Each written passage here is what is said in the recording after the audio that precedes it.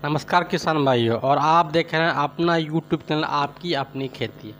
किसान भाइयों, आज हम लोग बात करने जा रहे हैं कद्दू की खेती के बारे में। इसे भुजिया लौकी नाम से भी जाना जाता है। तो हमें जानना है कि कद्दू की खेती कब करना है, किस सीजन में करना है, कौन सा नस्ल लगाना है, इनकी अच्छे पैदावार के लिए क्या करना चाहिए, इसकी मट्टी उर्वरक शक्ति के लिए हमें क्या करना।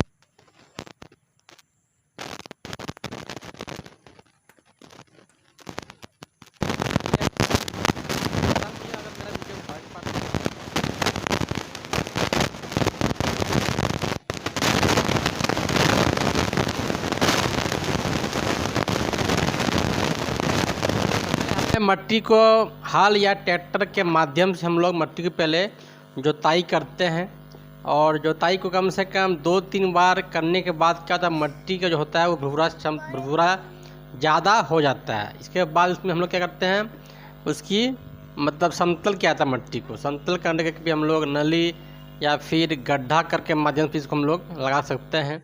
ऐसे तो कद्दू लगाने से पहले हमें इसे नर्सरी में तैयार कर लेने से किसान भाइयों ज़्यादा फ़ायदा होती है।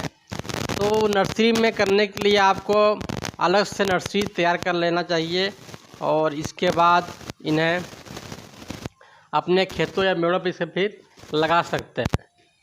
तो किसान भाइयों, हम लोग बात करते हैं कि हमें खेती के समय किन किन बातों पर ध्यान करना है। इन सब बातों पर हमें ज़्यादा फोकस करना है। तो किसान भाइयों, हम लोग बात कर रहे हैं कि कद्दू के बीज हम लोग या तो नाला के माध्यम से लगा सकते हैं या फिर डायरेक्ट खेतों पे से बीजों को हम लोग लगा सकते हैं।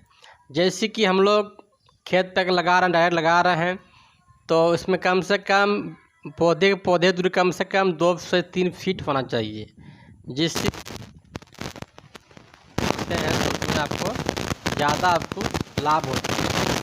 और जब हम लोग खेत में इसमें लगाते हैं तो इसमें पानी की नमी भी होनी चाहिए। अगर नहीं पानी नहीं है, अगर बरसात का मौसम है तो पानी नहीं देने की आवश्यकता पड़ती है, लेकिन अब मौसम नहीं हो तो इसमें आप पानी दे सकते हैं अपने अनुसार के अनुसार।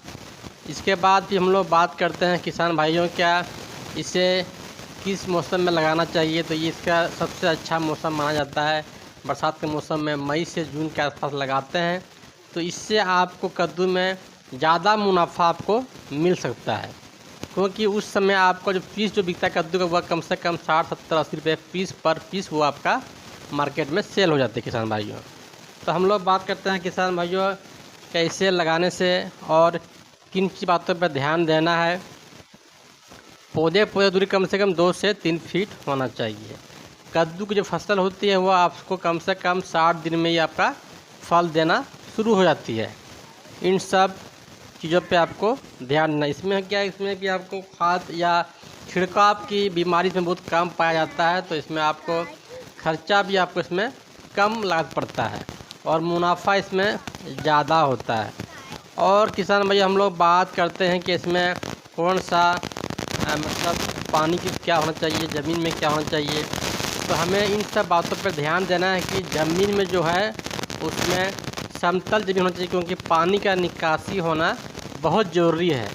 अगर जिस ज़मीन का हम लोग यूज कर रहे हैं, इसका हम लोग प्रयोग कर रहे हैं, तो वहाँ पर हमें ध्यान देना किसान भाइयों कि वहाँ पानी की निकासी की व्यवस्था अच्छी होनी चाहिए। और किसान भाई, हम लोग बात करते हैं कि कौन सा नस्ल लगाना है जो अच्छे मतलब पैदावार दे पाएँ। इसके लिए आप संकर नस्ल है, ये भी आपके अच्छे हैं। ये भी 60 दिन में आपको कम से कम 2.5-3 कुंटल प्रति एकड़ पे आपको प्राप्त हो सकता है।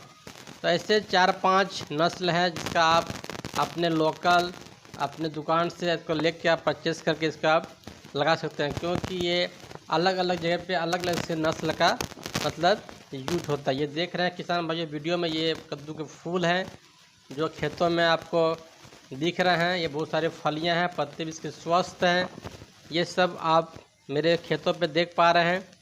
तो किसान भाइयों, और इन सब बातों पे ज़्यादा गौर करनी है कि हमें इसकी समय पे बहुत ध्यान देने की समय, क्योंकि अगर समय का आप पीछे आगे हो जाते हैं तो फिर आपका फल ज़्यादा आपको फलन नहीं दे पाते हैं, जिससे कि किसान भाइयों को नुकसान उठाना पड़ता है।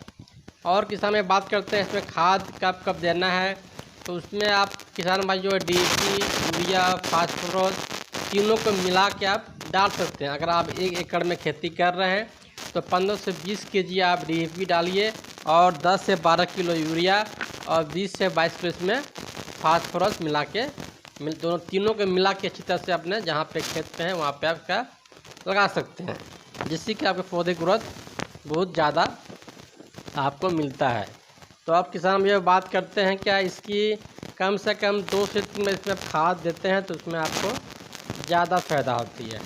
और जब आप मट्टी में हाथ चलाते हैं उस समय भी आप रासायनिक खाद के रूप में प्रयोग कर सकते हैं, जैसे गोबर का या पत्ते सड़े गले होते हैं, ये सब सारे जो हैं ये रासायनिक खाद में आते हैं। ये भी ज़मीन के लिए बहुत ही फ़ायदेमंद होते हैं। तो उसको आप शुरुआती समय में आप डाल सकते हैं जब आप हाल या ट्रैक्टर के माध्यम मट्टी हुआ करते हैं। किसान भाइयों, अगर मेरा वीडियो आपको अच्छा लग रहा है तो सब्सक्राइब लाइक अवश्य करें। जोहार, जय झारखंड।